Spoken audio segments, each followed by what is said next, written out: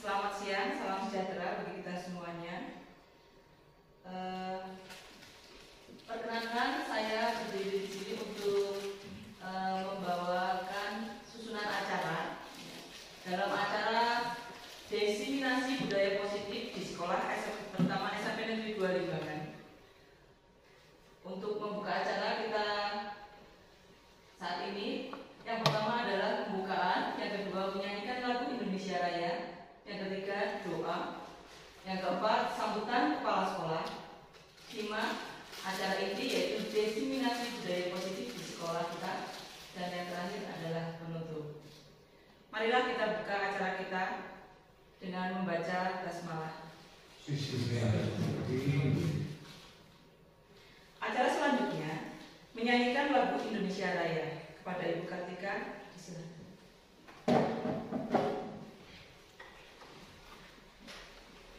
Hadirin dimohon untuk berdiri.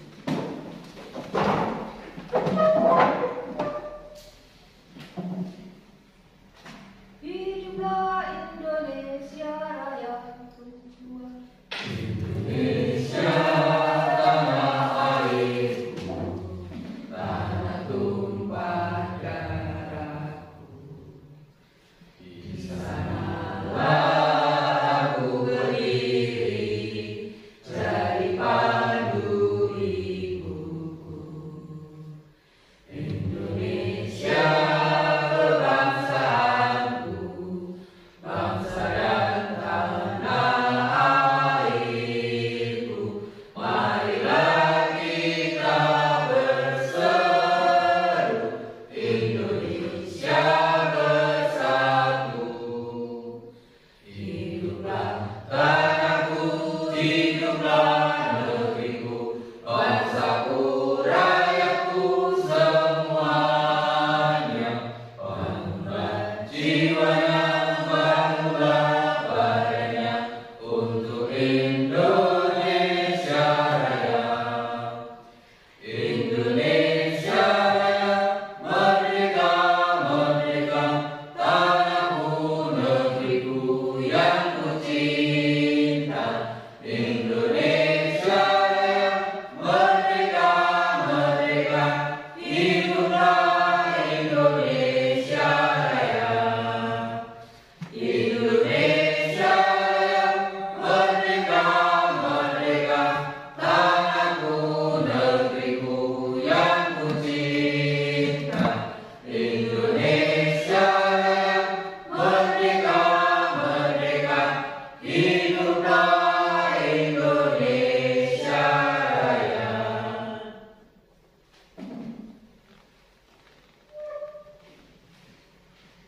Acara selanjutnya, nah hadirin disilakan untuk duduk. Acara selanjutnya doa kepada Bapak Mandoli, disilakan.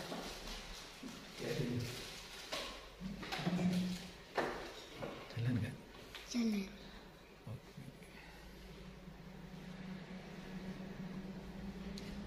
Assalamualaikum warahmatullahi wabarakatuh.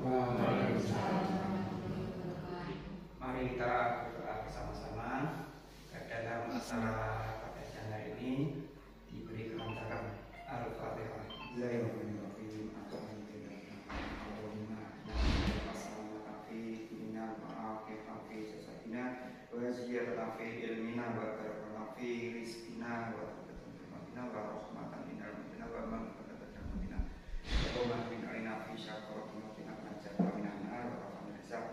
Rabbana atina fid dunya hasanatan wa fil akhirati hasanatan wa qina adzabannar wa qina adzaban nar ya aziz ya rabbal alamin. Wassallallahu wa ala alihi wa sallam. Alhamdulillahil alamin. Assalamualaikum warahmatullahi wabarakatuh. Bapak Ibu guru yang saya hormati, terlebih dahulu mari kita senantiasa panjatkan puji syukur kepada Allah Subhanahu wa taala di siang hari ini yang pada CDB yang merupakan program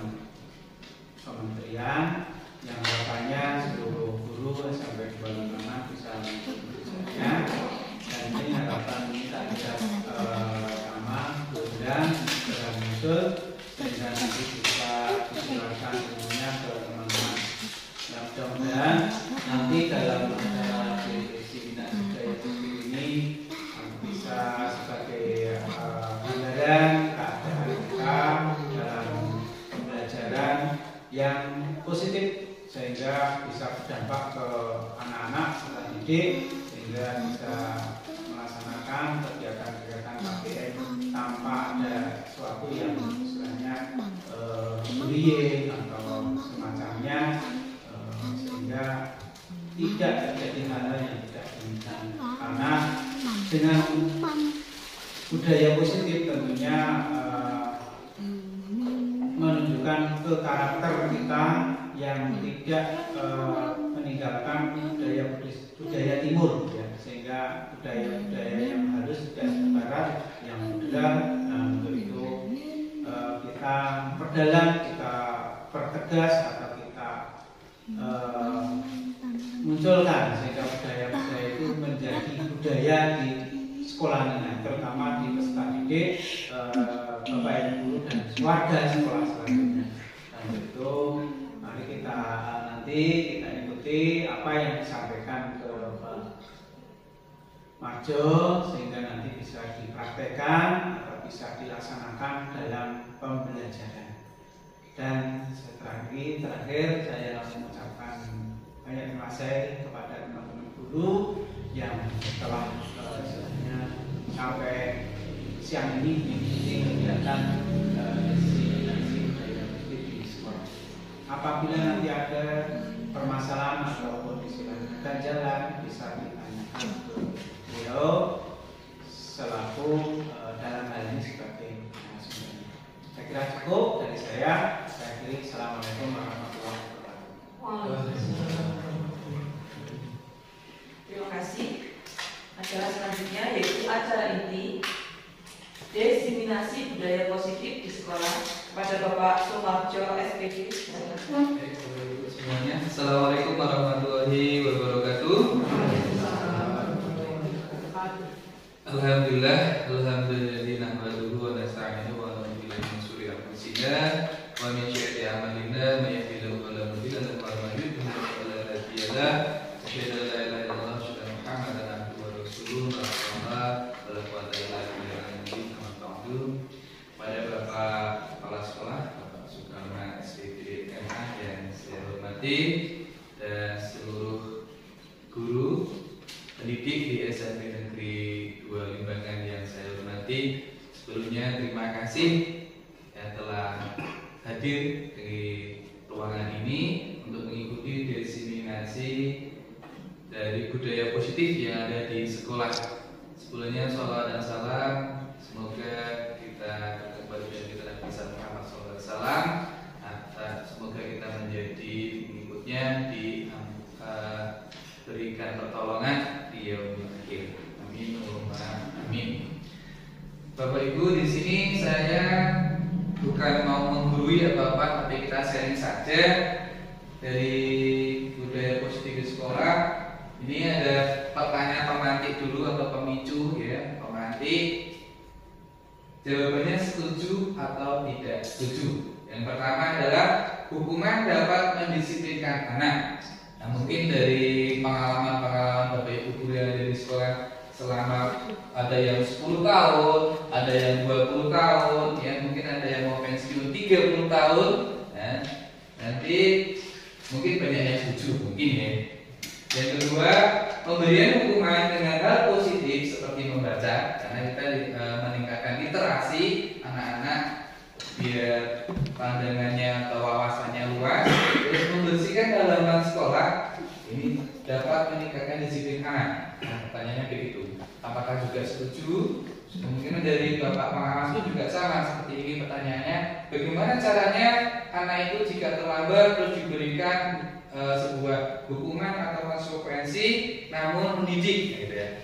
Mungkin membersihkan teras kelas, ada yang membersihkan kamar mandi, ada mungkin kalau dari olahraga ada yang lari ke lapangan, dan mungkin Pak Panduli selaku olahraga pada saat sudah melakukan pemanasan anak baru ada yang datang. Itu mungkin nanti apakah itu masuk konsekuensi, apakah itu masuk hukuman, nanti akan kita bahas bareng-bareng. Yang ketiga, memberikan penghargaan dapat meningkatkan motivasi belajar anak. Apakah itu juga disetujui?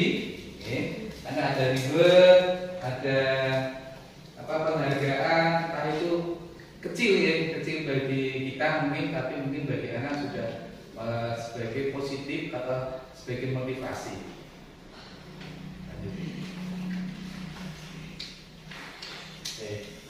Untuk merubah paradigma tadi, ya, merubahnya Bapak Ibu berhadapan dulu, tidak apa-apa.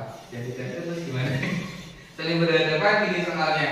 Tuliskan sesuatu yang sangat berharga untuk Anda, tapi nggak ditulis juga tidak apa-apa, hanya sekedar ilusi saja. Ya, letakkan di salah satu tangan, taruh di tangannya, terus genggam erat tulisan tersebut dengan segala daya serta buatlah sebuah kepalan tangan di kepala. Nah, yang sebelahnya mencoba membuka. Ya, sebelahnya berarti coba buka kepala teman Anda dengan sekuat tenaga, dengan berbagai cara agar teman di sebelah Anda memberikan benda yang ada di dalamnya. Itu mungkin rahasia atau hidup matinya di situ, ya, dengan cara membujuk, mengancam, merayu apa saja agar membuka kepala tangannya. Mungkin ada yang mau mencoba nikah dulu dengan hutan. Iya, maksudnya rayuannya seperti apa gitu misalkan. Mempengaruhi orang. Orang buka ketak. Oke, ini berarti mempengaruhi orang kan, itu mengontrol orang. Coba Bu gimana? Nah, bukti kayak kalau aku dulu kamera aku. Maka timbul pertanyaannya. Pertanyaannya adalah siapa yang mengontrol kita? Kita sendiri, apakah orang lain? Kan itu pertanyaannya. Kita sendiri ya. Kita sendiri berarti kalau kita bisa mengontrol kita sendiri dengan kepala tangan tadi, berarti apa?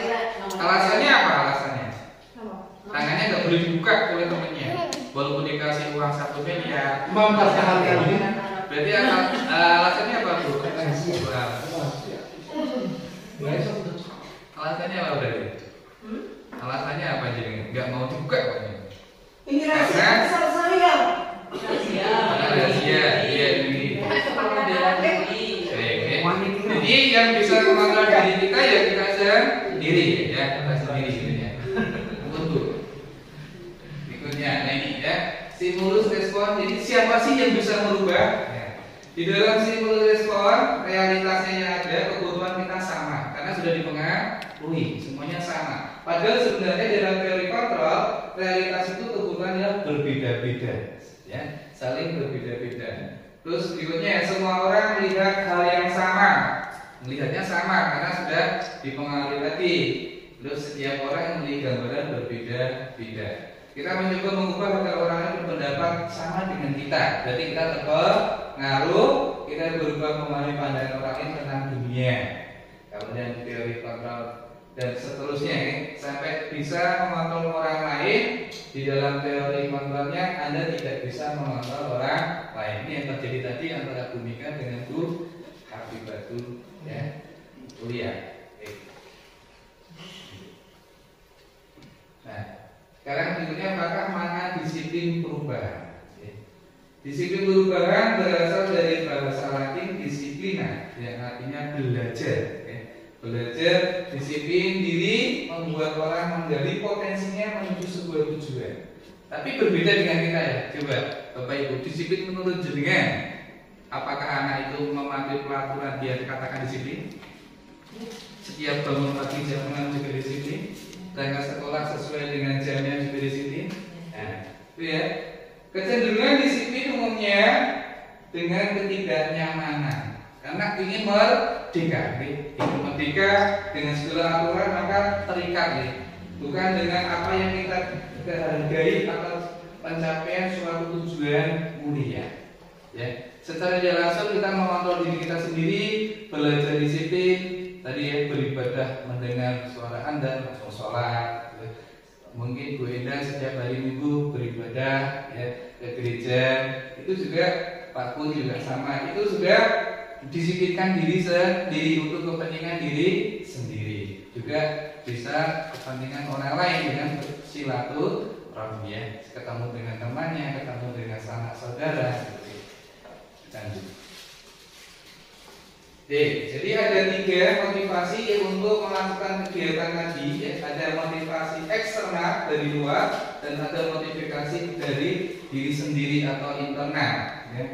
Untuk menghindari ketidaknyamanan atau hukuman, anak didik peserta didik kita untuk menghindari tidak dihukum, dia harus berangkat sesuai dengan tata tertib yang berlaku atau peraturan yang berlaku di sekolah. Itu namanya motivasi dari luar, bukan dari dirinya sendiri, ya. Terus yang kedua, untuk mendapatkan imbalan dari orang lain atau institusi. Jadi kita kerja rajin, kerja tepat waktu, ya, untuk mendapatkan imbalan, untuk mendapatkan penghargaan. Namun saya yakin di sini niatnya ibadah, gitu ya. Jangan kita pun kerja jangan selalu mencari uang saja, namun ibadah untuk menafkahi anak ataupun istri, suami atau istri, jadi keluarga kita. Itu sudah salah satu catatan baik kita, ya. Niatnya ibadah, mencerdaskan anak-anak, ya. Jadi yang ketiga itu masih ada di mengharapkan penghargaan. Jadi lari dari hukuman atau ketidaknyamanan itu masih eksternal. Berikutnya ingin mendapatkan sesuatu atau penghargaan, itu juga eksternal. Dan yang terakhir untuk menghargai diri sendiri, kita sendiri, ya, kita sendiri. Jadi saya akan menjadi orang yang seperti apa bila saya melakukannya. Kalau saya melakukannya itu menjadi apa sih? Pasti ada tujuannya masing-masing. Jadi setiap anak melakukan kesalahan, pasti anak juga mempunyai alasan, ya. Jadi mempunyai macam-macam permasalahan, ya. Kadang-kala kita itu sering anak melakukan kesalahan langsung dihukum, anak melakukan apa langsung dihukum, ya. Itu mari kita ubah paradigma yang sudah ada, yang berjalan selama ini. Jadi pentingnya dari sini nanti munculkan keyakinan kelas atau kesepakatan yang ada di dalam kelas. Nah ini dari Ki Hajar Dewantara, merdeka. Merdeka itu apa toh? Ya. Merdeka tidak hanya terlepas dari perintah, akan tetapi juga cakap buat memerintah diri sendiri. Merdeka. Di bawah pun ada, ya, sekarang merdeka, mengajar dan mengajar merdeka. Nah, itu yang hal yang apa ya, enaknya sendiri. Padahal ini memang kurikulum sekarang ini untuk sekolah-sekolah penggerak dan sekolah yang bukan penggerak baru ada mandiri berubah, gitu ya. Jadi mandiri tapi berubah sambil berubah. Nah, kalau yang sudah penggerak otomatis mengikuti ini. Dan ini baru saja kemarin dari DPR itu masih belum menyetujui, ya, karena terlalu berat untuk dilakukan, banyak analisis, banyak segala macam, karena harus melakukan konten, ya, berbasis konten macam-macam, akhirnya itu, ya. Jadi kayaknya masih belum siap, gitu. Nah ini didukung oleh penghargaan. Bapak Ibu, anak dikasih penghargaan itu kira-kira kreativitasnya bisa muncul tidak? Ya, tidak bisa muncul. Dia nggak akan muncul karena hanya mengejar itu saja. Ya, jadi berlomba-lomba untuk mematikan kreativitas orang lain, gitu. Jadi ini, ya, penghargaan menghukum, penghargaan mengurangi ketepatan, penghargaan tidak efektif, penghargaan merusak hubungan. Lepas betul, penghargaan itu bisa merusak hubungan, ya, karena saling berlomba-lomba untuk menyelesaikannya biar mendapat penghargaan. Ya.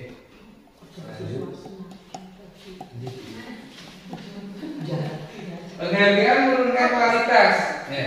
Coba setelah dikasih penghargaan, anak itu nanti atau bukan anak yang kasih penghargaan, yang benar mungkin naik, tapi yang lain juga, yang lain bisa berkreativitas. Apakah kualitasnya bisa naik? Pasti menurun. Penghargaan mana tadi? Penghargaan mengurangi motivasi intrinsik atau motivasi dari dalam. Itu penghargaan itu atau dari luar, bukan dari diri pribadi. Bentuk program kebajikan. Dalam memberikan apresiasi atau pengakuan perlu diingat beberapa hal dari pengakuan secara khusus. Jadi kemungkinan anak-anak yang nilainya bagus, terima kasih sudah belajar baik, jadi pengakuan secara pribadi. Kadang memang anak diberi penghargaan hanya sebuah kata-kata di depan anak-anak yang lain saja juga menjadi sebuah motivasi. Pengakuan konsisten dan fokus pada prosesnya. Jadi selama ini kita berfokus pada nilai atau hasil. Paradigma yang harus dirubah adalah sekarang berbasis pada proses pembelajarannya. Ini contoh pengakuan apresiasi. Jadi kemarin saya perhatikan pembuka, kata-kata pembuka, nilai kebajikannya rasa empati atau besar sekali. Jadi kepada anak atau peserta didik, situasinya pada saat menolong murid baru di kelas kita. Ya, berikutnya ada saya menghargai. Pembukaannya ada kepedulianmu pada saat membantu teman-teman di tugas kelompok. Jadi pada saat diskusi, ini sebuah apresiasi kepada peserta didik. Terima kasih untuk siapa ya, untuk anak yang disebut, rasa tanggung jawabmu pada saat memungut kertas-kertas yang berserakan di lantai. Ini juga diberi penghargaan, anaknya melakukan kebersihan kelas, juga diberi penghargaan biar termotivasi untuk hal-hal yang baik. Nah ini coba kita berpikir sejenak. Mencatat 100 kali dalam buku kalimat saya tidak akan terlambat. Ini sering gitu dulu ya. Dulu sering kali beri PK-nya, BK biasanya BK diundang. BK dicatat. Jadi apa ini hukuman atau konsekuensi? Kira-kira Dua-duanya. hukuman atau konsekuensi? Terus berikutnya lari mengelilingi lapangan basket 2 kali. Ini Pak Pandu ini. Hukuman atau konsekuensi Pak?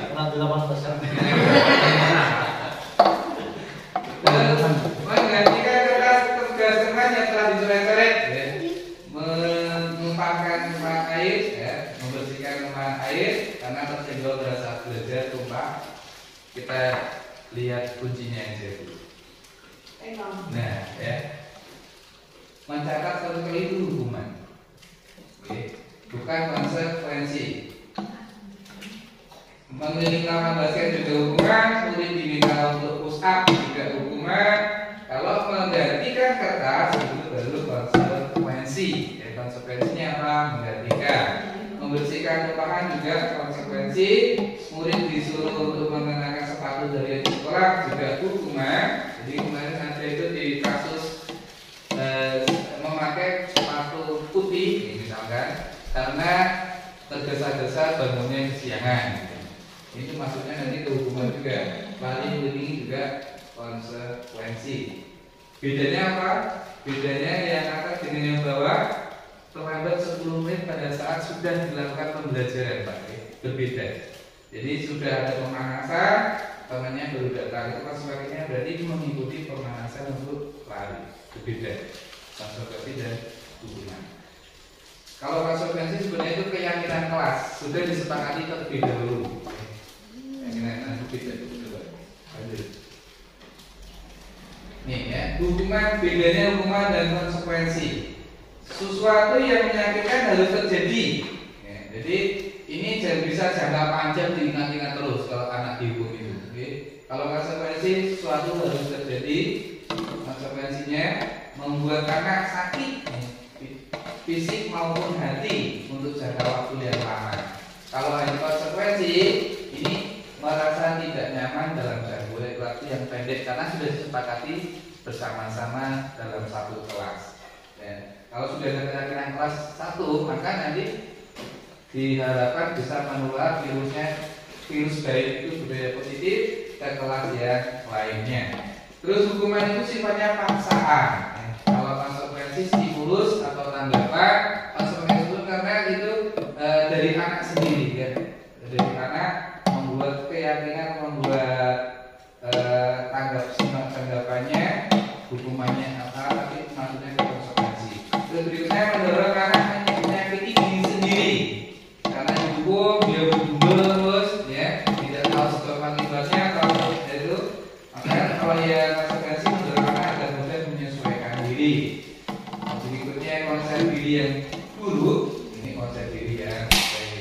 belajar untuk menyembunyikan kesalahan. Anak pasti takut. Anak kalau melakukan kesalahan, didekati saja sudah takut. Dan nanti ada caranya bagaimana biar anak tidak takut. Anak kalau berbicara dengan sejujurnya itu nanti menggunakan restitusi. Yang lain marah, rasa bersalah, dipermalukan, merasa tak dihargai. Itu masuk dalam hukuman. Kalau tidak konsekuensi, kehilangan hak, dibuat tidak nyaman, diasingkan untuk sementara waktu saja.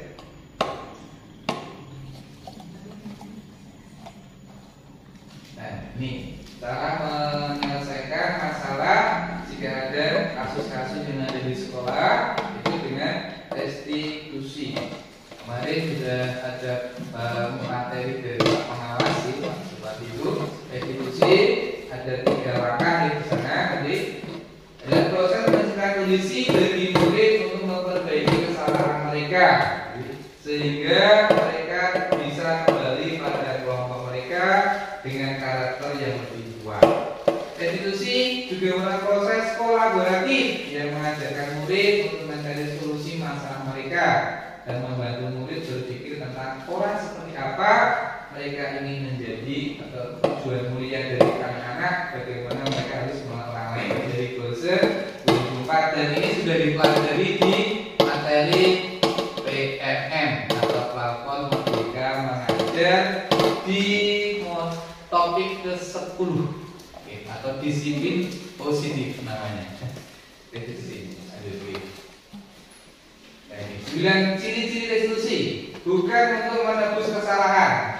Menurut kesalahan tadi hukuman ya, ada hukuman, namun untuk belajar dari kesalahan, memperbaiki hubungan, ya, hubungan murid dengan guru, murid dengan pihak murid juga siswa dengan siswa. Terus tawaran bukan paksaan. Jadi ditawarkan kepada anak itu nanti konsekuensinya apa. Ya. Terus institusi menuntut untuk melihat ke dalam diri, dia diberi kesempatan untuk memberikan argumen anak itu secara dari diri sendiri, dari dirinya sendiri, bukan dipaksa, tapi dia bisa langsung. Berikutnya institusi mencari keputusan dasar yang mendasari tindakannya. Apa sih kenapa berbuat seperti itu? Jadi sendiri adalah cara yang paling baik. Terus itu fokus pada karakter bukan tindakannya. Jadi karakter anak yang akan dibentuk nantinya. Institusi fokus pada solusi. Jadi solusinya apa? Solusi dari permasalahan yang ada. Dan terakhir institusi mengembalikan murid berbuat salah pada kelompoknya. Mengapa tidak peraturan saja tapi harus menggunakan keyakinan kelas? Mengapa kita memilih peraturan harus menggunakan helm bila mengendarai kendaraan roda 2? Mungkin karena jawabannya aturan pemerintah. Padahal sebenarnya apa itu? Aman. Untuk keamanan. Jadi untuk melindungi diri sendiri. Jadi kejadian beberapa hari yang lalu di Bonadem ya, terus mobil lewat, terus ngantuk, kena sepeda motor, semuanya meninggal. Malam berbarengan dengan ya di Wonolopo itu pang jati jatuh, ya kena orang meninggal juga. Ini sebenarnya untuk diri kita sendiri. Ya. Jadi pemerintah mengatur dan itu sebenarnya untuk keselamatan diri kita sendiri jika terjadi sesuatu hal yang tidak diinginkan. Jadi kepala itu tetap aman. Jadi gunakan yang SNI, ya, Standar Nasional Indonesia. Tanya yang kedua, mengapa kita memiliki peraturan 3M? Menggunakan masker, mencuci tangan, dan menjaga jarak 1,5. Itu juga untuk diri kita sendiri agar tidak tertular dengan COVID-19. Walaupun saat ini sudah mereda dan pemerintah sudah mencabut pembatasan, sudah dicabut.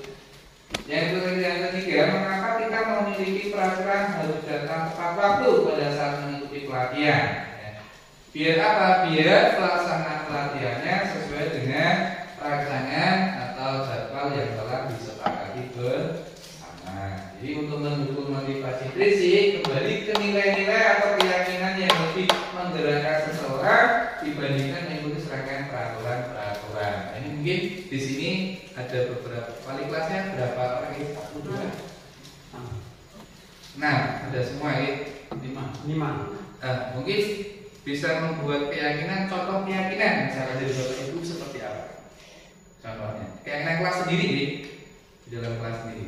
Mungkin Pak Ali, keyakinan kelas.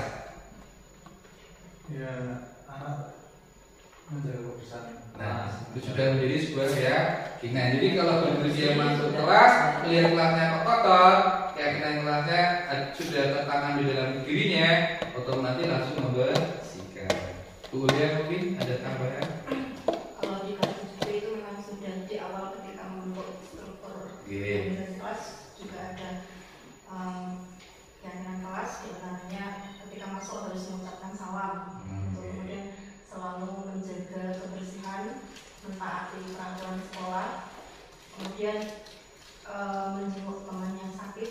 Ada beberapa, kalau nggak salah sekitar 10. Jadi itu bukan peraturan nih, tapi keyakinan atau kesepakatan bersama dalam sebuah kelas. Itu mungkin nanti bisa ditularkan virus-virus baik positif tadi ke kelas-kelas yang lainnya. Itu oke. Sekarang ke ini ya, sekarang belum ya. Coba. Yang pertama berarti atau mungkin Pak Pandowi bisa membaca grafik ini Pak, gambar ini menurut jenengan berikut. Dari mana ke mana? Dari dalam keluar apa dari luar ke dalam? Kurang jelas. Kurang jelas. Nomor. Jadi ada peraturan kelas. Jadi kalau peraturan kelas seperti apa misalkan? Peraturan kelas. Tidak boleh memasukkan sepatu. Tidak boleh memasukkan sepatu. Itu peraturan. Peraturan kelas. Peraturan kelas, nggih. Tidak Iya. boleh memakai Iya. dalam kelas. Ya, itu peraturan nggih, bukan keyakinan nggih, berbeda ya. Peraturan kelas. Iya, peraturan. Terus setelah ada peraturan dibuat sebuah keyakinan. Nanti akan muncul lingkungan positif di dalam kelas itu. Oke, di dalam lingkungan kelas. Berikutnya nanti akan menjadi budaya atau setiap hari terus menerus kontinu berlangsung menjadi sebuah budaya. Budaya itu kebiasaan yang berjalan tanpa ada paksaan. Anak-anak sudah menjalankan seperti apa adanya, seperti dia membuat lingkungan itu menjadi enak. Jadi tadi ya tujuannya kelas itu biar nyaman, biar aman, ya. Anak betah di sekolah, tidak membolos gitu ya. Ini. Jadi dari dalam dulu nih, dari peraturan kelas, dibuat sebuah keyakinan kelas, lalu muncul lingkungan positif dan budaya positif di seluruh sekolah.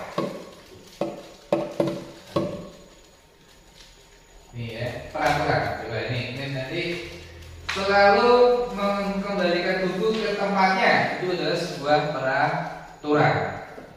Dilarang mengganggu orang lain, juga peraturan. Hadir di sekolah 15 menit sebelum pembelajaran dimulai, juga peraturan. Dilarang melakukan kekerasan, dilarang menggunakan narkoba, bergantian atau menunggu giliran, gunakan masker, terus jangan berlari di kelas ataupun koridor. Ini sebuah peraturan. Bedanya apa? Berikutnya. Nah, keyakinan kelas menjadi sebuah tanggung jawab bersama. Kalau setelah membaca buku, maka dikembalikan ke tempatnya. Nah, di dalam kelas berarti dibuatkan apa? Misalkan pojok baca atau pojok literasi di dalam tempat tadi. Berikutnya tidak boleh mengganggu, berarti keyakinan kelasnya menghormati orang lain atau menghormati sesama. Ya, menghormati orang lain dan berkomitmen bahwa anak-anak harus hadir 15 menit sebelum pembelajaran dimulai, sudah siap di dalam kelas. Dan perbedaannya dengan kita dulu waktu kecil atau waktu masih sekolah, begitu ada bapak ibu guru sepatunya bunyi gitu, tok tok tok itu dari dalam. Kebanyakan dulu ceritakan, sekarang sudah berubah dan itu memang anak-anak dididik untuk sesuai dengan zamannya atau kodratnya. Jadi pendidikan anak itu sesuai dengan kodrat yang ada pada diri anak sendiri, terus sesuai dengan kodrat alam di sekitar tempat kita berada di sekolah ini, dan kodrat zaman besok pada saat anak itu hidup di kemudian hari. Berikutnya dilarang melakukan kekerasan, jadi dilarang keselamatan atau menghormati orang lain, dilarang narkoba nanti menjadi sebuah kesehatan, jadi anak sehat kalau tidak narkoba jadi sehat ya, itu juga mungkin tidak pakai narkoba pun juga ada yang nggak sehat ya, karena tapi ini sebuah keyakinan ya. Berikutnya berkaitan dengan mendiram dan menghormati orang lain atau belajar untuk bersabar ya. Gunakan masker, kesehatan atau untuk keselamatan sendiri-sendiri dan orang lain juga. Jangan berada di kelas, jadi keselamatan, keamanan dan untuk kenyamanan bersama-sama. Ini ya, yang segitiga ilusi tadi ya. Jadi ini juga agak kurang jelas dulu ke bawahnya saja. Nah ini agak jelas. Untuk membuat anak yang merasa gagal karena berbuat salah menjadi positif terhadap dirinya. Jadi distabilkan dulu identitasnya. Jadi sesuai dengan dari Pak pengawas kemarin. Jadi guru berkata ini contoh-contoh perkataan yang perlu dilontarkan ke anak. Berbuat salah itu hal yang manusiawi, karena manusia itu makhluk khata wa nisyan, tepat lupa dan tepat salah. Tidak ada manusia yang sempurna. Kayak Jawa menus kopian dosa. Terus bapak ibu juga buat salah, kita juga pernah buat salah. Jadi anak biar mau secara tanpa dipaksa dia mau mengakui, ya, mau berterus terang. Kita pasti bisa menyelesaikan masalah ini kok. Ya. Bapak ibu tidak tertarik mencari tahu siapa yang benar, siapa yang salah, tapi bapak lebih tertarik untuk menyelesaikan masalah yang dihadapi oleh murid-murid. Yang terakhir, kalau kamu menyalahkan diri sendiri terus menerus, apakah kamu bersiap baik pada dirimu sendiri? Jadi tanyakan pada dirinya sendiri. Nanti anak akhirnya akan tergugah, termotivasi dengan penanganan yang mendekati seperti itu, atau mungkin kita punya kata-kata yang lebih halus lagi. Anak dengan kedekatan kita, anak bisa berterus terang. Yang kedua, setelah stabil anaknya, baru yang kedua dengan slide berikutnya memvalidasi kebutuhan atau memvalidasi kesalahan anak itu apa tadi ya. Membantu murid mengenal basic, ini kebutuhan dasar yang dipenuhi ketika melakukan kesalahan itu. Pada dasarnya setiap tindakan manusia tujuannya adalah memenuhi kebutuhan dasar. Apakah itu penguasaan atau kebebasan, kasih sayang. Nah ini anak-anak kita kan rata-rata ada yang broken home, ada yang ditinggal bapak ibunya kerja di luar negeri, mungkin hanya tinggal dengan mbahnya. Nah, itu masalah-masalah seperti itu timbul mungkin dari kurang rasa kasih sayang, atau mungkin dari mbah itu kadang kasih sayangnya malah lebih dari bapak atau ibunya sendiri, bukan itu. Kadang kita juga gurunya disayang-sayang anaknya diwenggrek ya. Di guru berkata, kamu bisa saja kan melakukan hal yang lebih buruk, tapi kamu tidak melakukannya kan? Ya. Kamu pasti punya alasan mengapa melakukannya. Apa yang penting bagi kamu? Ya. Kamu boleh tetap berusaha menjaga sikap itu, tapi tambahkan sikap yang lain yang baru atau yang baik. Ya. Maukah kamu belajar cara lain untuk mendapat yang kamu butuhkan tanpa harus mengumpul? Jadi pada saat terjadi percakapan anak mungkin, apakah kamu bisa melakukan dengan lebih baik besok lagi? Jadi kita tanyakan, kita validasi anak itu kenapa berbuat kesalahan. Nanti dia menjawab dengan apa adanya, terus terang, tidak berbelit-belit. Yang terakhir atau yang ketiga, tadi dengan menanyakan keyakinan. Kita sudah membuat keyakinan, kita sudah membuat peraturan. Jadi anak melihat kesalahan dihubungkan dengan norma sosial dan nilai yang mendasari manusia seperti dengan orang lain.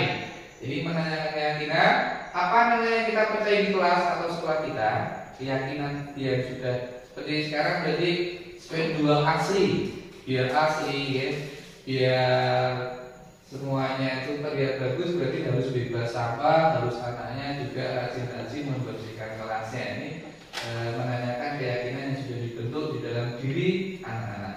Nilai-nilai per apa yang telah kita sepakati. Jadi secara umum di sekolah kita itu sudah menyepakati apa, itu yang dilaksanakan. kelas ideal itu yang seperti apa sih? Ya seperti dengan sesuai keyakinan kita yang sudah dibuat. Mungkin ada keyakinan baru atau terobosan-terobosan baru sehingga kelas menjadi lebih bagus lagi. Berikutnya ada juga kamu ingin jadi anak seperti apa? Anak itu seperti apa? Kita tanyakan keyakinannya.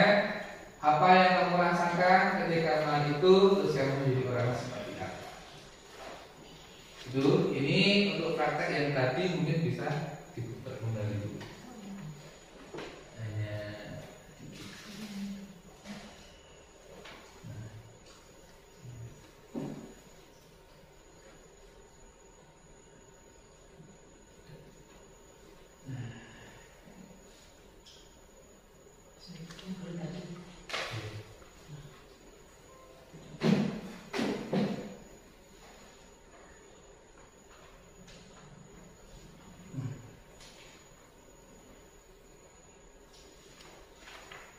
ini contoh yang sudah dibuat,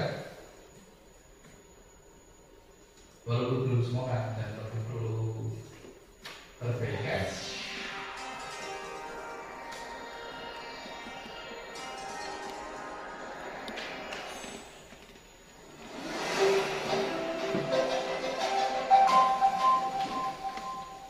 Assalamualaikum warahmatullahi wabarakatuh. Ini kalau membahas ini menggunakan PowerPoint yang udah aja tanpa aplikasi yang lain. Iya, pakai PowerPoint. Minimal Windows, minimal Microsoft PowerPoint 10. Segitiga restitusi merupakan tahapan tindakan yang dilakukan oleh seorang guru maupun orang tua agar dapat menghasilkan murid yang mandiri dan bertanggung jawab. Skenario kasus pertama. Seorang siswa datang terlambat dikarenakan di malam hari menonton semifinal Piala Dunia 2022. Langkah-langkah segitiga restitusi. Menstabilkan identitas, validasi tindakan yang salah, menanyakan keyakinan. Selamat pagi Mbak Kastela. Ya, tadi ada informasi dari guru di kelas berapa 8 ya, 8A bahwa Kastela itu terlambat. Apakah bisa diselesaikan dengan segitiga restitusi? Bisa, Kak. Bisa. Baik. Hari ini bisa datang terlambat. Tadi malam tidurnya terlalu larut karena menonton acara TV. TV larut. Iya, tadi malam ada semifinal sepak bola ya. Iya. Antara Maroko dengan Prancis ya. Iya. Maroko dengan Prancis. Oh iya. Maroko dengan Prancis. Mbak Kastela itu gemar menonton sepak bola.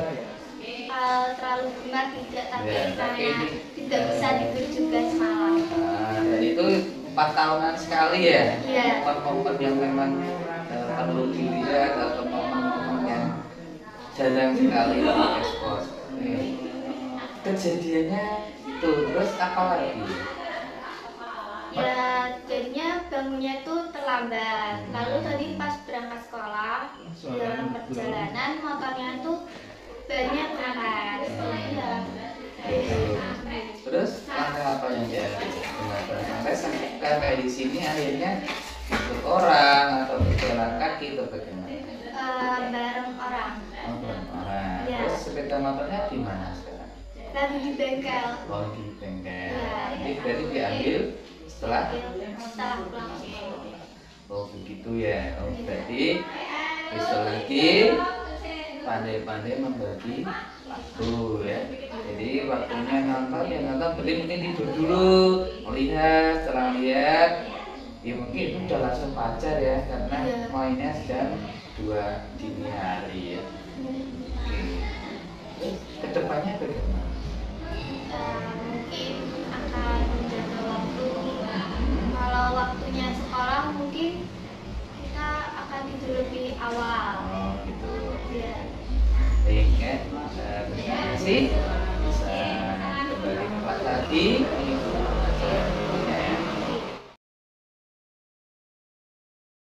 Mungkin dengan ada segitiga restitusi, kita dapat menjawab dengan enak pertanyaan guru tanpa ada rasa dendam ataupun rasa paksaan.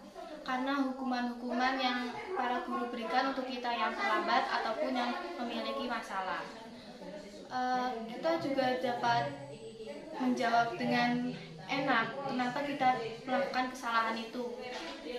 Ya karena kita sendiri juga punya alasan mengapa kita melakukan itu.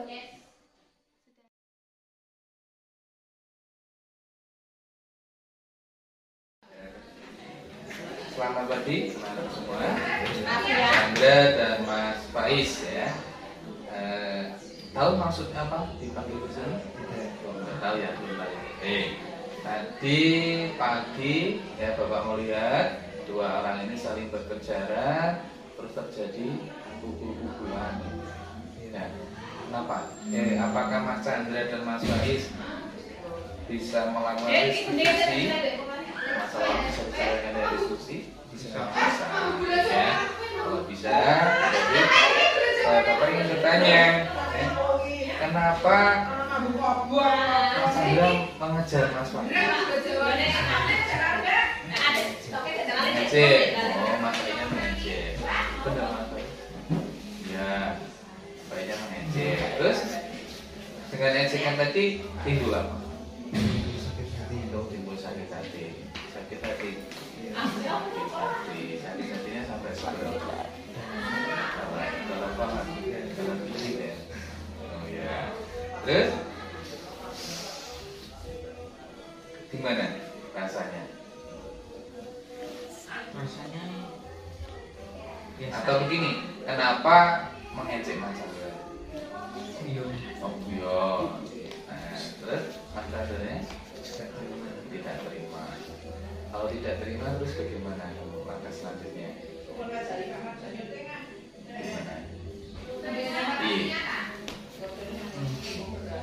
Enggak, kamu ngejek, Mas Chandra tidak terima, terus kamu kan ribut. Terus apa yang langkah berikutnya sama Mas Chandra? Mau dibalas. Kamu mau apa sama Mas Chandra? Kamu kan yang ngejek siapa? Nah, terus Mas Chandra kan tidak terima, berarti kamu harus bagaimana? Minta maaf. Coba bagaimana caranya minta maaf? Kok diam saja? Bisa diungkapkan. Gimana? Bisa memaafkan? Bisa. Nah, terus akhirnya bagaimana? Apakah akan diulangi lagi ke teman yang lain? Enggak. Mas Chandra bagaimana? Tidak. Jadi dilihat dulu itu ejekannya dulu atau ejekan dulu. Nah, itu berarti sudah termasuk dalam apa? Pembulian. Ya, di sekolah ada stop bullying ya. Di stop, jangan sampai terjadi pelanggaran. Gitu ya, semuanya biar saling diterima, ada masalah bisa.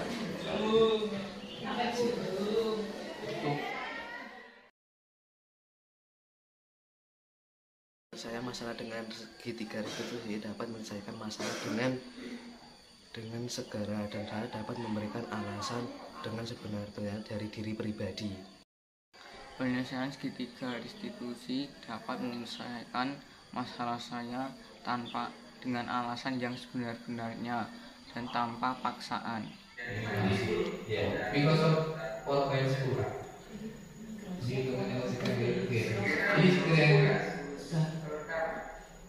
Seorang siswa yang kemarin pada saat semifinal Piala Dunia. Semifinal Piala Dunia 2022. Langkah-langkah segitiga restitusi, stabilitas, validasi tindakan salah, menanyakan keyakinan. Ini kemarin pada saat mencari pemerannya membahas adalah peran terlambat. Nah, langsung tanpa teks ini langsung.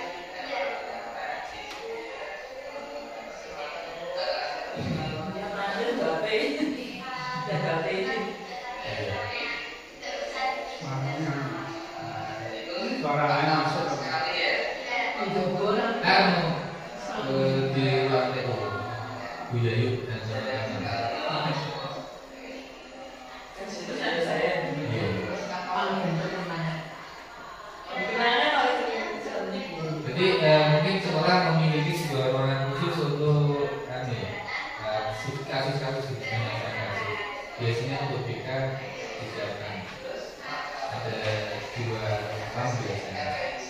Karena maksudnya kasus berkelompok sendiri dan sendiri. Besok apa maksudnya? Iya. Besok itu rupanya kan 2 itu yang 1 keluar posisi. Nah, keluar posisi kan bisa tingkatan mejanya.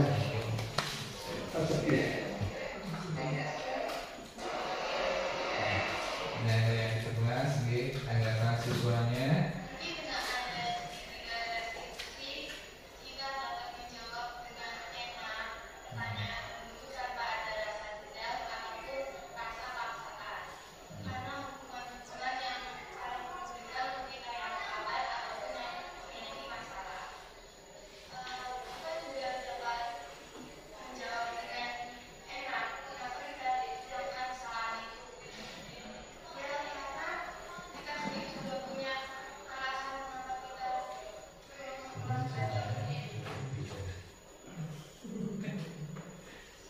Ini yang pertanyaan kemarin, jadi salah paham.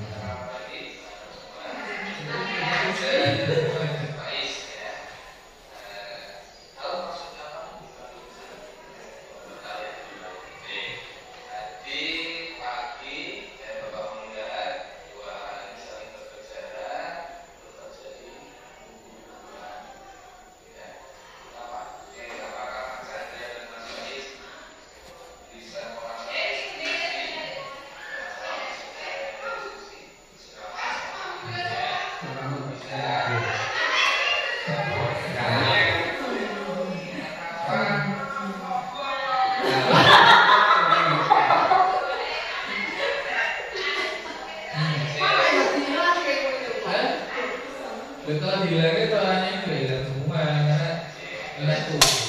Karena semua sepatu jiwa. Iya. Ini ngomong apa? Jadi asal ini. Oke, ini ya.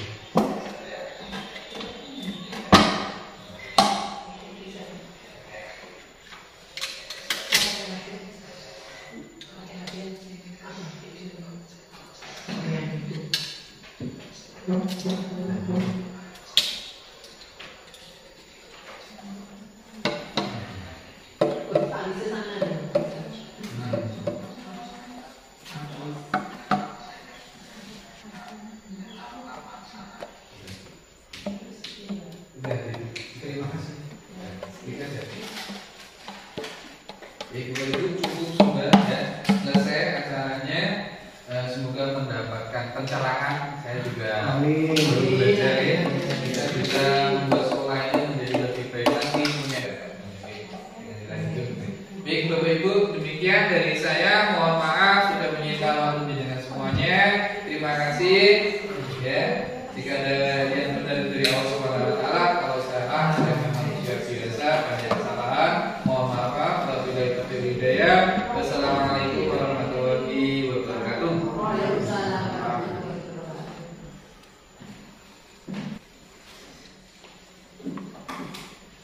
Demikianlah pemaparan dari Bapak Sumarjo tentang berbagai hal tentang kurikulum merdeka. Yang terakhir adalah segitiga restitusi. Semoga apa yang kita dapatkan hari ini berdampak baik bagi kita semuanya dan bagi sekolah kita. Marilah kita tutup acara kita dengan membaca hamdalah. Alhamdulillah. Terima kasih. Wassalamualaikum warahmatullahi wabarakatuh.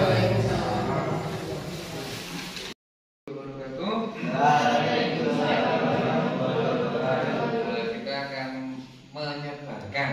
menyebarkan atau membudayakan budaya positif di sekolah kita. SMP 2 Limbangan. Ini punya slogan namanya apa? Asri. Penjual asri. Ya. Penjual asri. A-nya apa? Asri. Asri dalam apa kira-kira? Kegiatan yang positif. Ya. Terus? Sehat. Sehat dari ini? Sehat sampai ini ya. Ya. Terus? Religi. Kalau begitu dengan bel tanda istirahat, sholat langsung sholat. Ini religi. Diawali dengan doa dan menutup doa. Ini menjelaskan kewajiban dan menjauhi larangannya. Ya, budaya positifnya harusnya lebih baik dari semester 1. Ya. Ada budaya positif di sini. Baik, yang pertama perlu pertanyaan pemantik. Jawab setuju atau tidak setuju. Setuju. Ya.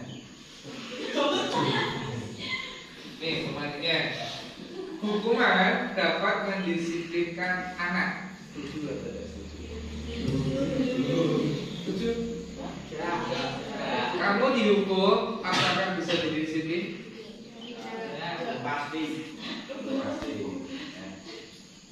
Karena kamu melanggar peraturan, terus dihukum, itu rasanya nih malu jika di muka umum, apalagi saat upacara datang terlambat, terus terpisah sendiri, kalau mesti melanggar, tidak pakai sepatu atau tidak pakai jas atau yang lainnya. Ada nggak di antara teman-teman di sini sesuatu setelah ditulis terus digenggam, mau tangan kiri boleh, mau tangan kanan boleh, bisa. Isinya ini rahasia seseorang yang menggenggam tadi, rahasia ya. Terus yang satunya bagaimana caranya biar temanmu terbuka, caranya dibuka ya. Gitu enggak maksudnya? Itu rahasiamu yang dipakai orang lain, mungkin kamu terus apa? Nah, yang ingin membuka dengan berbagai cara, mau dirayu boleh, diancam boleh, ya. Dikasih hadiah juga boleh. Kemudian maksudnya, coba. Yang megang tulisan rahasia ini harusnya bagaimana? Iya. Nggak boleh ya. Coba ada yang ingin jadi salah satu contoh model? Apa modelnya? Cela Pak. Modelan. Ya, model ya. Oke, ya modelnya siapa? Coba salah satu dari sini. Nanti salah satu sini satu. Yuk. Yang satu merayu gimana cara biar dibuka. Ya. Bagaimana caranya? Ya. Jadi apa tadi? Menganiaya. Biar dibuka. Tapi yang mana yang menghafal? Nah, dibuka enggak? Enggak. Kenapa? Oh, apa tuh, Cik? Sekarang berarti kesimpulannya siapa yang mengontrol? Yang megang rahasia atau yang mau membuka rahasia? Yang mempengaruhi siapa? Yang mempengaruhi orang yang ingin membuka. Yang dipengaruhi orang yang menghafal. Nah, berikutnya siapa yang mengontrol kita? Diri kita sendiri. Jadi dengan berbagai cara, karena itu nasib kita, hidup kita, walaupun ada badai yang menghadang, walau badai yang menghadang. Ya, jadi tetap di genggaman. Sama dengan bad boy ya. Apa bad boy? Sad boy. Sad boy kemarin apa? Ya. Gimana itu? Gimana kata-katanya? Apakah kamu jadi putus? Jawabannya apa? Apakah kamu masih sakit hati? Sudah tidak. Kamu tuh seperti Naruto ya. Naruto itu 1000 bayangan, kamu 1000 alasan.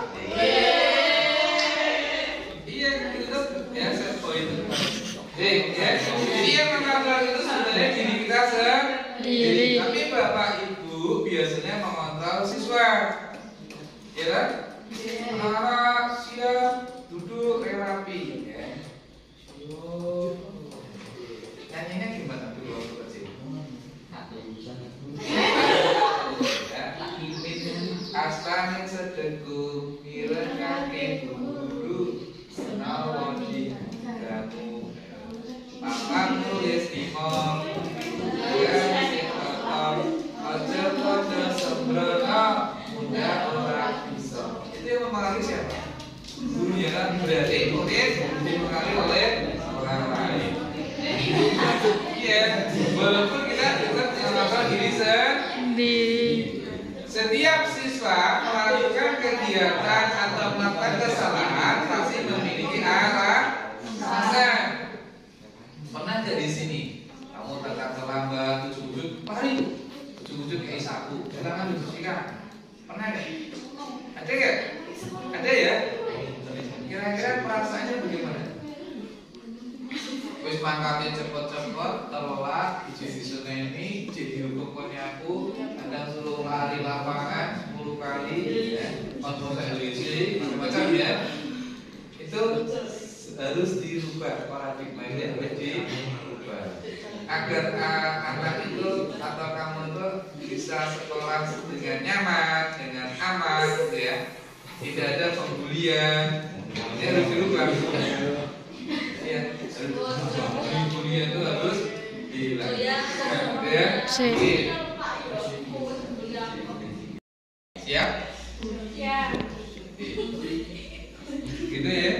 Cukup dari saya. Mohon maaf dan waktunya. Assalamualaikum warahmatullahi wabarakatuh. Waalaikumsalam warahmatullahi wabarakatuh. Oke, searching berikutnya searching. SMP 2 Limbangan memiliki slogan yaitu asli, aktif, sehat, religi, dan indah. Harapan kami di SMP Negeri 2 Limbangan agar menjadi sekolah yang bersih, aman, dan nyaman, dapat meningkatkan siswa yang berprestasi menjadi lebih baik lagi.